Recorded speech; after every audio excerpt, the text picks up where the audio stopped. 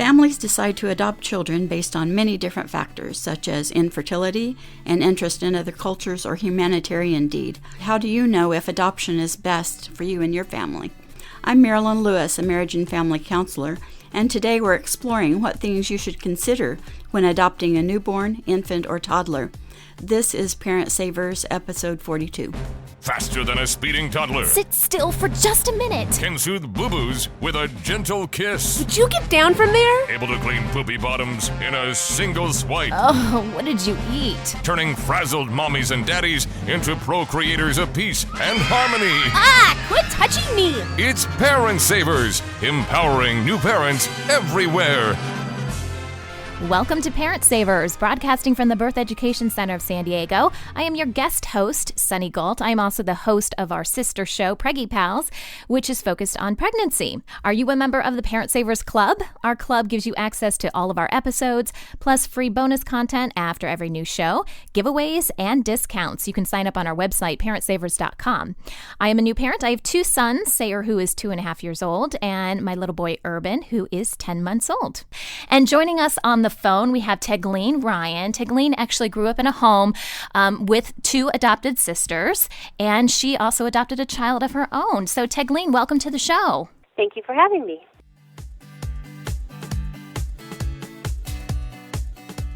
We have a question from one of our listeners for one of our experts, and this comes from Lisa. And Lisa writes on our Facebook page and says, "My friends and I joke about having mommy brain because we all have at least 2 children and we can't even remember what we had for breakfast.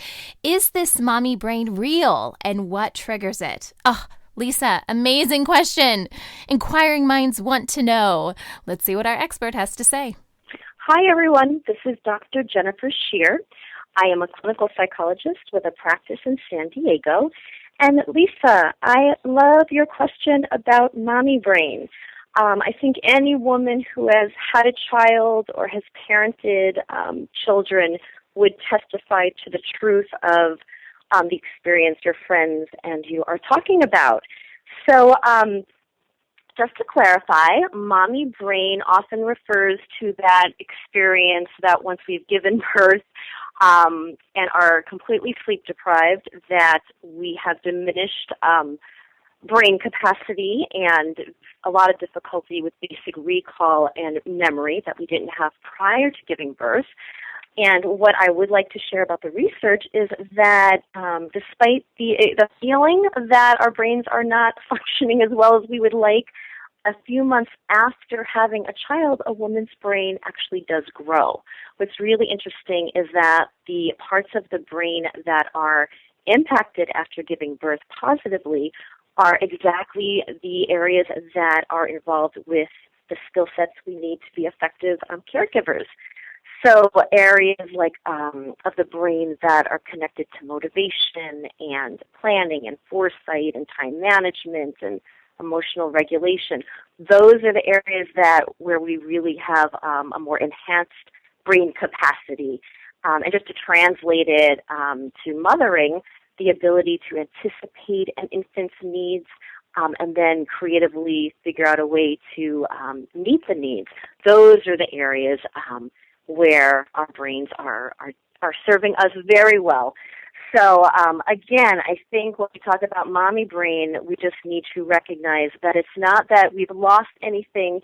In fact, we've gained. It's just that there is a dramatic shift in the content of what we are attending to cognitively. And for anyone who would like a little more research and a little more empowerment and validation of this experience, Catherine Ellison has put out a great book called Mommy Brain, and I would recommend that. Hope that helps. Today on Parent Savers, we have Marilyns Lewis. Marilyn is a marriage and family therapist in private practice here in San Diego, and she specializes in working with adoptive families. She has 2 adopted grandsons and 1 biological granddaughter. One of her grandsons currently lives with her and her husband, and she has experienced the delights and challenges of adopted children, both personally and professionally. So welcome to Parent Savers, Marilyn. Thank you. Yeah, thanks for being here. Also, Tegleen Ryan is still on the phone with us, but Marilyn, I'd like to start the conversation with you. how do you know if you're the right candidate to become an adoptive parent? Are there certain traits that you should have? What would you recommend? Well, first of all, I think people who want to adopt are awesome people. They have such a big heart, and they want to take a child and give of themselves, invest of themselves in another person, and oftentimes a person with special needs. It's a wonderful path to take if you have a lot of maturity and availability emotionally, and if you have a stable home already, maybe you already have other children, maybe the marriage, and all of that needs to be really stable, I believe, before you would consider moving in that direction. It takes a lot of flexibility. Sometimes we have unexpected issues come up with adopted kids, and it's different for every child. But I would recommend somebody who has a lot of flexibility and ability to look at things differently than they always have in the past, be open to new ideas about parenting. Okay, so it's kind of like an emotional flexibility is what you're referring to. Yes, exactly. Okay, so let's toss this over to Tegleen. Tegleen, let's start by sharing your story about adoption. And I know this is something that you always wanted. So can you tell us how this whole thing came about for you? My husband and I actually talked about adoption before we were even married. We both had expressed an interest in adopting a child or children out of foster care, specifically children who were needing homes. Shortly after we got married, I became pregnant with our first child, and we had 2 biological children. And after the birth of our second son, my doctor told me that he didn't think it was a good idea for me to get pregnant again due to some health issues I had at the time. And my husband and I both knew that we wanted more children, and instead of trying to further pursue me conceiving another child, we just looked at each other and said, it looks like it's time to adopt. So that's how we came to start the adoption process. Okay, and for you, what was that adoption process like? We decided to adopt out of foster care, so we found an adoption agency that handles adoptions out of foster care, and this agency specialized in placing children who were ready to be adopted. So it wouldn't be a situation where we had a foster child who may stay with us and may be reunited with the parents. The only children who would be placed with us would be ones who they were anticipating we would adopt. Perhaps not all of the paperwork and timelines had been completed, but looking at it, the idea was this child we expect will be adopted at some point. There are a lot of steps to go through before parental rights are terminated. Okay. And how old was Ainsley, your daughter, when the adoption was final? She was 14 months old. Okay, so Tegleen, based on your experience in adopting your daughter at birth, and Marilyn, your experience in your practice, as well as with your adopted grandsons, is there an ideal age to adopt a child? Tegleen, what are your thoughts on that? Is there an ideal age? Well, in a perfect world, there would be no adoption. I guess I would have to say at birth, because you want a child to have as few changes or transitions as possible. Mm-hmm. When we got our daughter, the social worker said they weren't expecting her to be released from the hospital as soon as she was. And the social worker said, can you go to the hospital and get her right now? And they said, we don't want her to be placed into a different foster home and then placed again into an adoptive home. Right. We want her to go straight from the hospital into the home that is going to be her home. So, they didn't want her even to spend, a few days in a different foster home, because that would be one more transition. So the younger the child is, the better in that regard. Marilyn, what do you think? I think the younger the child is, the less trauma that they are likely to have experienced, and that's a big factor in adopted kids. I believe all of them have had trauma. if it's only the stress of the mom during the pregnancy, which is very likely in these cases, or oftentimes there's substance exposure pre-birth that is a factor with kids. These kids have had loss. They have lost the connection with birth parent. Right. So I would say that all of these kids are going to have some challenges that bio kids don't. So it's important to just expect that and know that you need to have the resources and the information and know how to deal with those things. Is it safe to say that the younger the child you get, the less emotional trauma they would have experienced? I would say in most cases that's true. A lot of times when parents adopt out of the foster care system, they've been in multiple placements. They may have experienced some abuse there.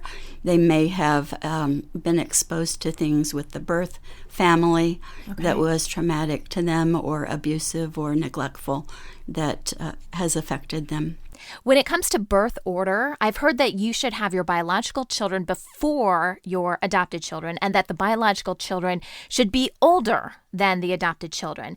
Tegleen, in your case, your two biological children are older than your adoptive child. Is that something you considered when adopting, Ainsley? Yes, that is something that we considered, and our biological children were younger when we first started because the whole process took a couple of years. And we chose to maintain birth order.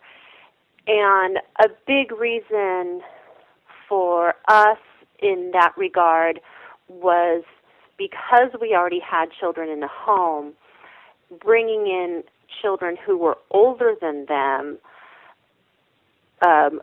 who would potentially have some serious issues. If you've got a child who's 10 years old who's being adopted out of foster care, some not-so-great stuff happened to them for 10 years until they got to that point.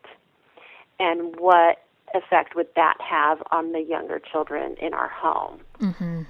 So in that respect, it was to protect the children who were already in our home. I do know situations where people have adopted out of birth order, and it has worked out fine. It's going to depend on the individual situation. And also, if you adopt children first and then end up giving birth to children later, that's not a problem. In fact, I am in that situation. I had two sisters adopted before me, and then I was born, and then my brother was born. Mm-hmm. So in that case, the birth order is off, and same thing for some cousins of mine. But I think it's just when there are already young children in the home, it can be extra risky to bring in children who are older than those children. Marilyn, any thoughts on respecting the birth order?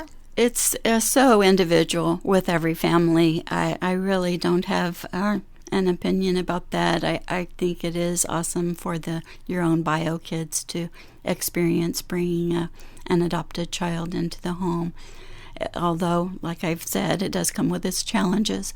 But, I think that's great to do. In my daughter's case, she adopted the two boys 2 years apart. When they were finalizing the adoption, she was pregnant.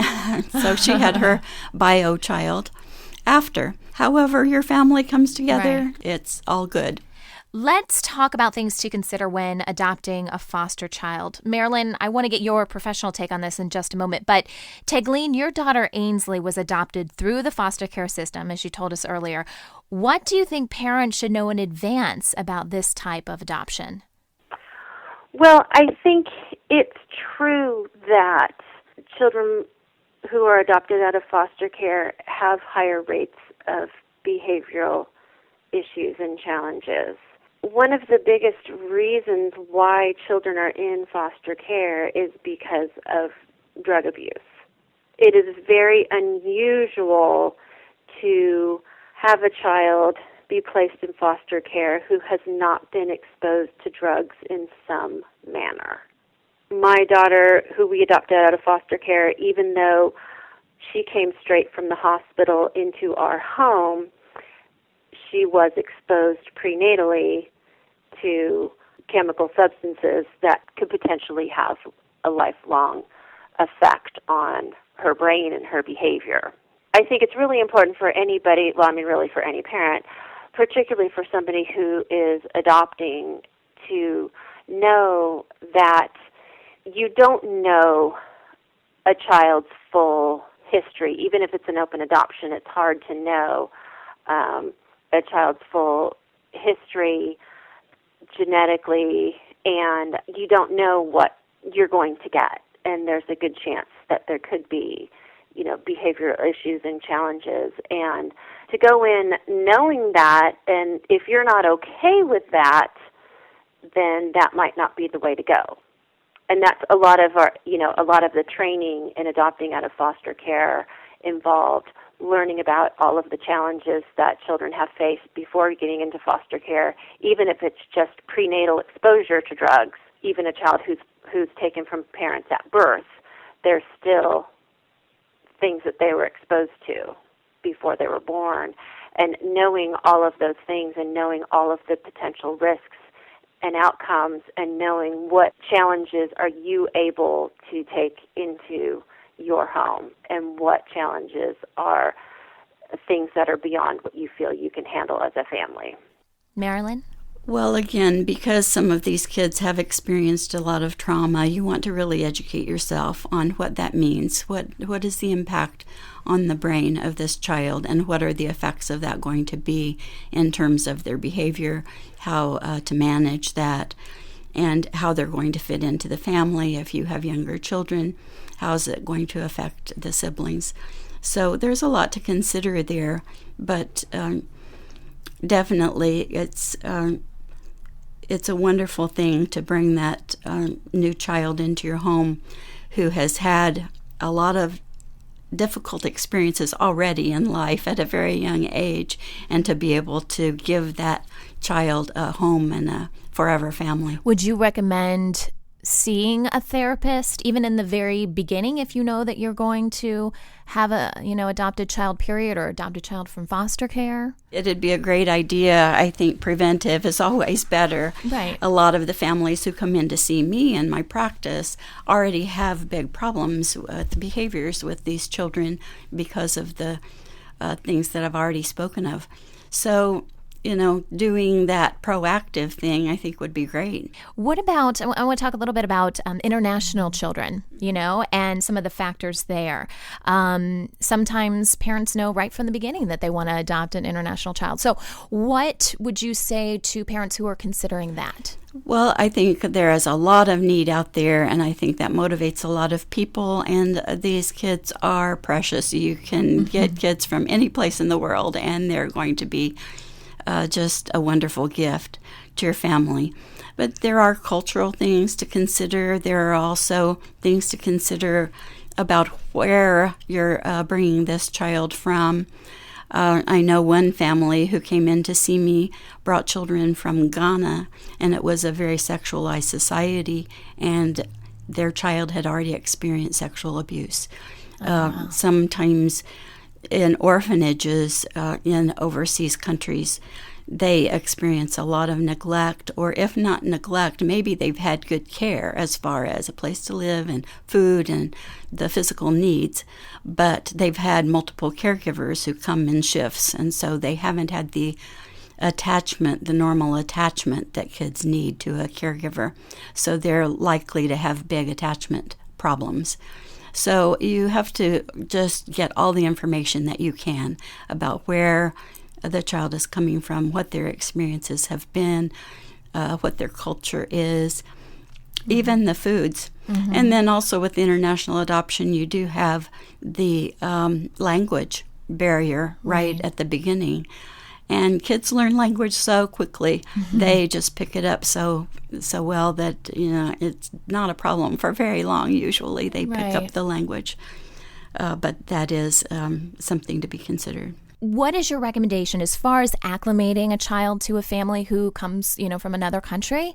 Is your recommendation to, bring their background into it, their lifestyle? And I'm talking about young kids who have some experience with it, but not as much as a grown adult, right? Is that important as far as acclimating them, or is it more important for them to adjust and feel like they're an American? Well, I like it when families do bring some of their culture in and some of their foods. One of my grandsons is from Mexican family, Okay. Hispanic, and he loves Mexican food, and he likes the fact that he's Hispanic, and they've always made that important to him, and I think it's been really good for him. My other grandson is 1/4 Vietnamese. Okay. And so he likes to go to a Vietnamese restaurant and have pho. I like pho too, actually. So I think it's good for them to know of their cultural background and to be able to experience a little bit of that as well as the American culture. When we come back, we'll discuss some of the common concerns parents of adopted children commonly have about the adoption, as well as how to discuss adoption with your children and others around you. We'll be right back. Welcome back. We are talking about parenting adopted children today on Parent Savers, and we are joined by Marilyn Lewis, a marriage and family therapist, and Tegleen Ryan, who has an adopted daughter, Ainsley. Marilyn, let's talk about the concerns adoptive parents and children have. First, what are most parents concerned about? What issues are you seeing, for example, in your practice? A lot of times we see behavior problems in these kids, and so what I encourage parents to do is not focus so much on the behavior and trying to manage the behavior directly, but to find out where that behavior is coming from. And I believe with these kids, it's a matter of the stress that they've experienced in their lives from whatever it is their background gave them. And if they have had some trauma of any kind at all, it has set up that thing in the brain, that fight or flight or freeze mode in the amygdala of their brain, which has released chemicals that has affected their brain development. So you really want to look at what's driving the behavior, not just try to deal with the behavior itself. So that's usually helpful to parents to be able to see that most of their concerns are coming from that very, very high level of stress that is in that child 24/7. Often it is exhibited in sleep problems. Sometimes kids who have had any kind of neglect have food issues. They may want to hoard food under their bed or something like that because they're afraid that they aren't going to have enough food. So those are pretty common issues that parents have. A lot of times just because of the high level of stress, they get diagnosed with ADHD and many other alphabet soup diagnoses. Perhaps misdiagnosed because? Yes. And I believe that a lot of it is that stress of just being in survival mode all the time. And so it is difficult for them to sleep, and those other issues come along because of that. So I recommend that they focus on dealing with the stress, keeping things as calm in the home as they can, not doing a lot of very stimulating things as much as you would like to take them to Chuck E. Cheese and Disneyland and those things. If you can keep their world pretty small, especially for a while, so that their neurology can calm down and they can begin to have some healing in those brain issues. I think that's the best way to look at that. Okay, now I want to talk about the other side of the coin here, and that is, what are adopted children most concerned about? Some of them really have a deep desire to know their birth family. My grandson, who's now 14, has just always felt like he had this hole. And as much as he's always been loved, he came into our family very young, 4 months, and had been in one awesome foster family. But he's always had that sense of there's something missing there. And right now they're in the process of letting him reconnect with his birth mom. That he just knew her the day of his birth, that's it. But he just always had that hole. It's how he described it, like a black hole. So they're working with a therapist who is helping them to reconnect him with his birth mom. So that can be sometimes too, with just the differences, individual differences, the kids feel like they don't fit in the family for whatever reason. So those are the common ones that I hear Are they ever scared that they're going to do something and their parents will give them up? I think particularly kids who come out of foster care do feel that, and sometimes they've already been in multiple placements, and they do get moved out of placements because of their behaviors. They have meltdowns and tantrums and lying and stealing and some pretty severe behaviors sometimes because of their experiences. And so, they do feel like if I'm not perfect, if I don't behave, then I'm going to get kicked out again. So, a lot of kids do feel that. I would imagine as an adoptive parent, it's very tough to hear, that your child has a hole in their heart because you're trying your best and you're giving them everything you can. What advice do you have for parents, who may eventually experience something like that? How do you process that, and how do you, besides love on your child, how do you make that go away? I don't know, because like in my grandson's case, as much love as we have poured into him his whole life, it hasn't gone away. So don't take it personally. Just know that that's part of his history that he has to find a way to overcome. They're providing therapy for him, trying to help him in any way that they can with that. But you just keep on loving them, like you say, and reassuring them that you're always there to help them in any way that you can. Provide whatever resources will be helpful to them. One of the big things we think about with adoption is telling our children that they are adopted. Marilyn, is there a good time, a good way to do this? What's your thoughts on this? I think it's important to just make that a topic of conversation from as early as you possibly can, for them to always know that you have chosen them to come into your family, and just let it be a part of their knowledge base from the very beginning. Now, Tegleen, have you told your daughter that she's adopted? And if you have, what was that process like for you? We decided that she needed to grow up knowing that she was adopted. That's how it was in my house with my sisters who were adopted at birth. It was just something you knew.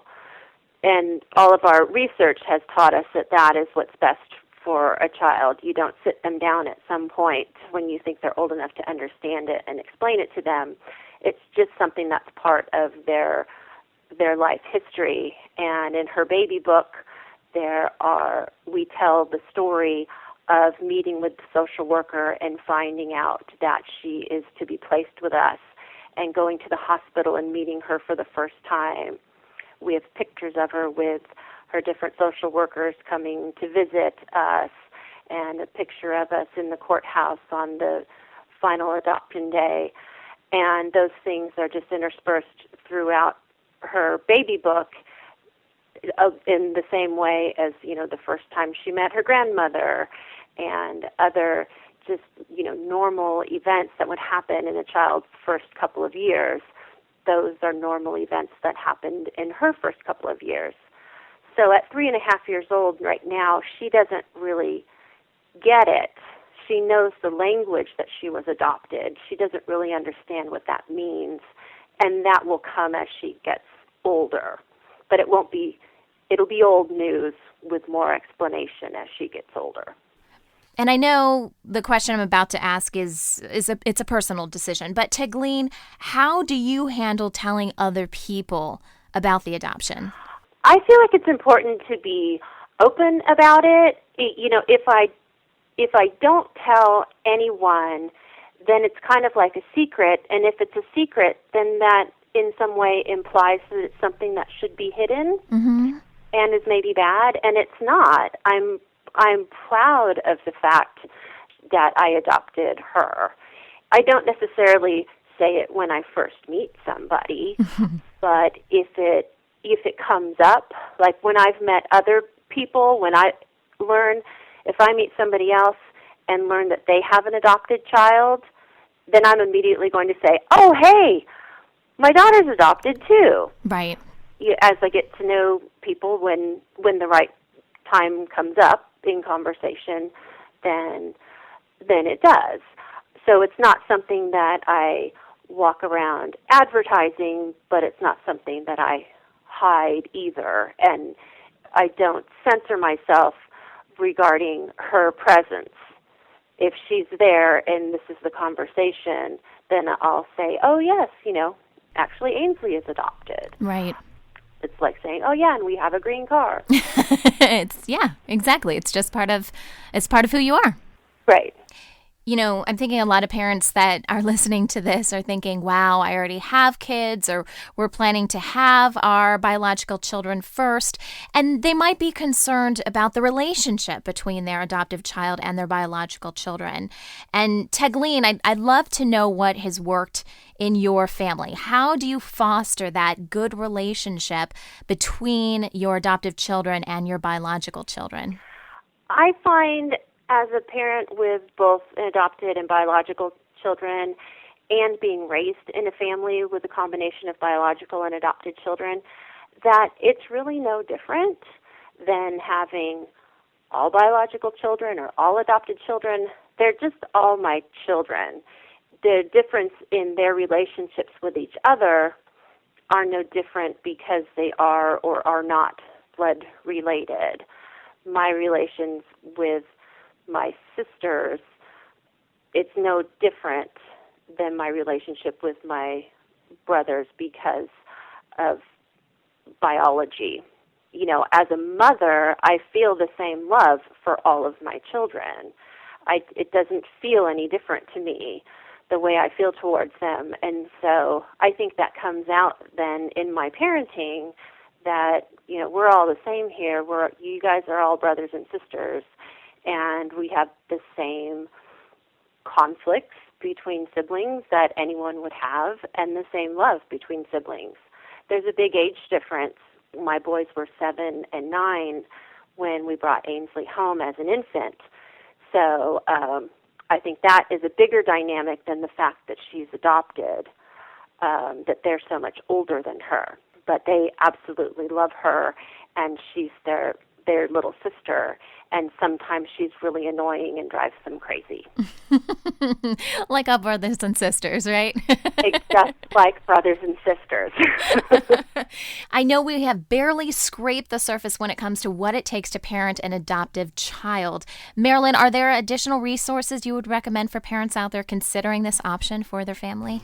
Well, there are a lot of excellent resources out there. One that I particularly like is The Connected Child by Karen Purvis.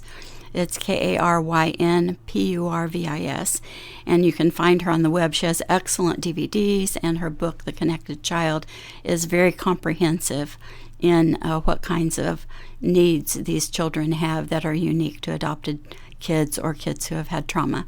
So that would be my first recommendation. Also, there are some agencies in every city here in San Diego. San Diego Youth and Community Services has a lot of excellent help for adoptive families and adoptive kids. So just look around in your community, Google on the internet to see if you can find those resources within your own community. Support groups are great. If you need professional therapy, that's available in most places as well. And there are good ways to find those resources in your own area. Well, thanks so much to Tegleen and for Marilyn for being our guests on today's show. For more information about our experts and panelists and for links for the resources Marilyn mentioned on today's show, you can visit our episodes page on our website, which is parentsavers.com. Our conversation will continue after the show for our Parent Savers Club members. We'll be discussing parenting instincts and if those instincts are more difficult for adoptive parents.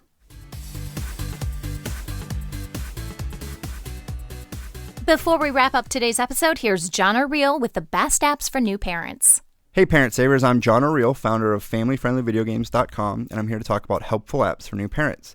Today I want to talk to you about Giraffes Matching Deluxe, which is a great app that's based on the classic game of concentration. Now, there are a lot of matching games available for smartphones and tablets, but what makes this one great and worth checking out is the reward system that it has, in that every time a kid makes 2 matches, they can hit the treasure chest in the middle, and kids love clicking on treasure. And the app does something different, whether it's launch fireworks, sing the ABCs in a funny way, change the colors, change the background. And there's also 3 levels of difficulty for Giraffes Matching Deluxe. There's a really easy board that has about 12 cards, then it gets even more difficult, going up to about 36. Giraffes Matching Deluxe is 99 cents. This is the matching game to have that I recommend for all new parents. We've got a link on this week's episode page of ParentSavers.com, and make sure to listen to more episodes of Parent Savers in the future for more great apps for new parents. Thanks for listening to today's episode. Don't forget to listen to our sister show, Preggie Pals, which is all about pregnancy, and the Boob group, which is all about breastfeeding. Next week, we're talking about newborn screening tests and what parents should expect. This is Parent Savers, empowering new parents. This has been a New Mommy Media production.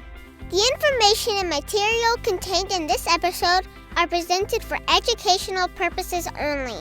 Statements and opinions expressed in this episode are not necessarily those of New Mommy Media and should not be considered facts. While such information and materials are believed to be accurate, it is not intended to replace or substitute for professional medical advice or care, and should not be used for diagnosing or treating healthcare problem or disease or prescribing any medication. If you have questions or concerns regarding your physical or mental health or the health of your baby, please seek assistance from a qualified healthcare provider.